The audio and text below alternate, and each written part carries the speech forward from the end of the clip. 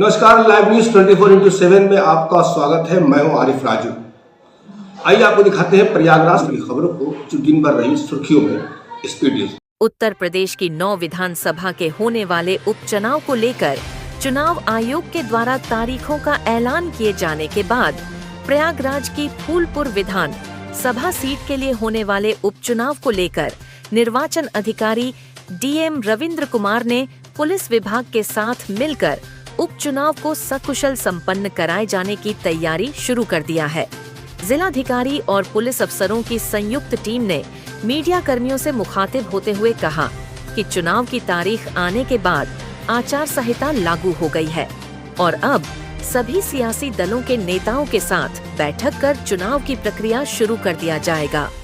निर्वाचन अधिकारी रविंद्र कुमार ने बताया कि इस चुनाव में तकरीबन 4 लाख मतदाता अपने वोट का इस्तेमाल करेंगे, जिसके लिए फूलपुर इलाके में 350 बूथों को बनाया गया। उन्होंने कहा कि 18 अक्टूबर से नॉमिनेशन की प्रक्रिया शुरू कर दिया जाएगा, जो 25 अक्टूबर तक चलेगी और 13 नवंबर को वोट डाले जाएगा। उसके बाद 23 अक्टूबर को नतीजे घोषित किए जाएंगे।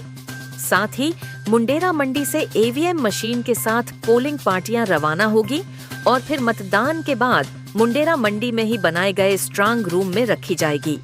वहीं DCP गंगा पार ने बताया कि फूलपुर विधानसभा क्षेत्र को 4 जोन और 38 सेक्टरों में बांटा गया है। उन्होंने कहा कि इलाके के हिस्ट्री शीटरों और पिछले चुनाव में अराजकता फैलाने वालों को चिन्हित कर उन पर नजर रखा जाएगा। आपको बता दें कि इस उपचुनाव में समाजवादी पार्टी के अलावा अभी तक किसी भी पार्टी के उम्मीदवार का घोषित नहीं किया गया। इस सीट पर BJP के प्रवीण पटेल चुनाव जीते थे, लेकिन लोकसभा के चुनाव में प्रवीण पटेल सांसद निर्वाचित होने के बाद विधानसभा की ये सीट खाली हुई है। हालांकि मुख्यमंत्री योगी आदित्यनाथ की इस विधानसभा सीट पर पैनी नजर रहेगी। कल माननीय भारत निर्वाचन आयोग द्वारा एक डिटेल में कार्यक्रम निर्वाचन का जारी कर दिया गया है। हमारे जनपद में फूलपुर विधानसभा में उपचुनाव होना है और उसके लिए आचार संहिता कल से लागू हो गई है। जो पूरा कार्यक्रम है 18 तारीख से नॉमिनेशन शुरू हो जाएगा, जो 25 तारीख तक चलेगा और इसमें जो मतदान का दिनांक है वो 13 नवंबर रखा गया है और 23 नवंबर को मतगणना संपन्न होगी। जो हमारा मंडी समिति मुंडेरा है वहाँ से हमारी पार्टी रवाना होगी और वापसी में हम लोग वहीं पे EVM को रिसीव करेंगे और हमारा जो मतगणना का कार्यक्रम है वो भी वहाँ पे संपन्न होगा। 4 लाख से ऊपर हमारे मतदाता हैं और 435 हमारे बूथ हैं जहाँ पे ये प्रक्रिया पूरी तरह संपन्न होगी। सभी व्यवस्थाएं हमने पूर्व से कर ली हैं, सभी ट्रेनिंग्स पहले से करा दी है। पर्याप्त मात्रा में हमारे पास कार्मिक है। आज हमने प्रभारी अधिकारियों की और राजनीतिक दलों की बैठक आपकी प्रेस ब्रीफिंग के बाद में रखी है, तो उनको भी डिटेल में हम लोग ये कार्यक्रम की जानकारी देंगे और सकुशल निर्विघ्न रूप से निष्पक्ष चुनाव हम लोग संपन्न कराएंगे। सुरक्षा की दृष्टि से 35 सेक्टरों में पूरे इस फूलपुर विधानसभा को बांटा गया है और हर एक सेक्टर मजिस्ट्रेट और सेक्टर पुलिस ऑफिसर के माध्यम से हम लोग उनको व्यवस्थाओं में भी रखेंगे और बाकी हमारी मोबाइल पुलिस यूनिट की टीम और जो हमारी QRTs लगती है उनके माध्यम से और जो हमारा 435 बूथ है तो वहाँ पर भी हमारे पुलिस के पर्याप्त इंतजाम रहेंगे। तो सुरक्षा को लेकर कोई चुनौती नहीं रहेगी और उससे पहले हम लोग जितने हमारे संभावित ऐसे व्यक्ति हैं जो इंटिमिडेटर्स हैं, जो चुनाव की प्रक्रिया को पूर्व में प्रभावित करते रहे या फिर संभावित रूप से प्रभावित कर सकते हैं, तो उनका प्रिवेंटिव डिटेंशन का काम भी करेंगे। उसमें पुलिस के साथ में अभी ज्वाइंट मीटिंग हम लोग करेंगे, वो प्रक्रिया हम लोग समय पर संपन्न कराएंगे। आचार संहिता के उल्लंघन के लिए RP एक्ट में FIR का प्रावधान है, तो उसको हम लोग प्रभावी रूप से देखेंगे। इसीलिए पॉलिटिकल पार्टीज की मीटिंग हम लोगों ने बुलाई है कि वो अथवा उनके द्वारा जो संभावित प्रत्याशी हैं इस प्रकार का कोई आचरण ना करें जिससे चुनाव की निष्पक्षता प्रभावित होती हो और हमें कोई कार्रवाई करने की आवश्यकता पड़े। तो क्योंकि आदर्श आचार संहिता बनाई इसलिए जाती है कि उनका आचरण जैसा आयोग की गाइडलाइन उसके हिसाब से रहना चाहिए। काफी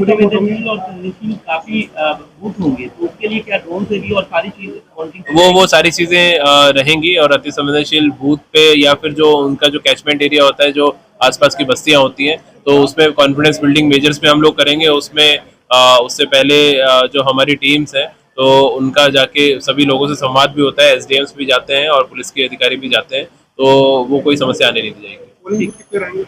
435 हमारे पोलिंग बूथ हैं और 215 जो हमारे पोलिंग सेंटर्स हैं वहाँ पे ये प्रक्रिया संपन्न होगी।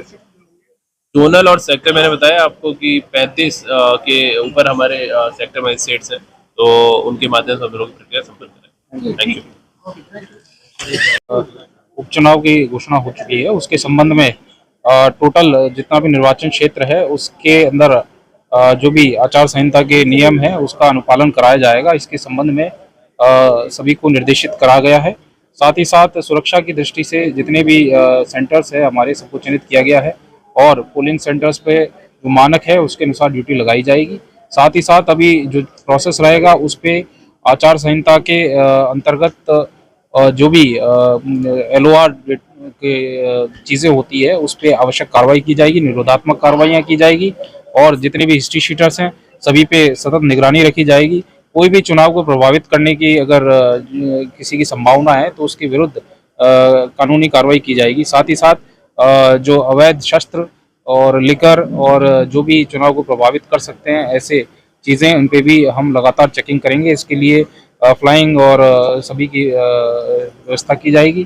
टोटल 38 सेक्टर और 4 जोन में इनको डिवाइड किया गया है, जिसमें जोनल और सेक्टर पुलिस अधिकारी की भी ड्यूटी लगाई जाएगी। तो पूर्ण रूप से पुलिस का बंदोबस्त किया जाएगा और चुनाव को शांतिपूर्ण और निष्पक्ष तरीके से किया जाए, इसको सुनिश्चित किया जाए। दिन भर की महत्वपूर्ण खबरें देखने के लिए लाइव न्यूज 24x7 को लाइक और सब्सक्राइब करें। स्पीड न्यूज में फिलहाल इतना ही। अगले स्पीड न्यूज में आपसे फिर होगी मुलाकात। तब तक मुझे दीजिए इजाजत। नमस्कार।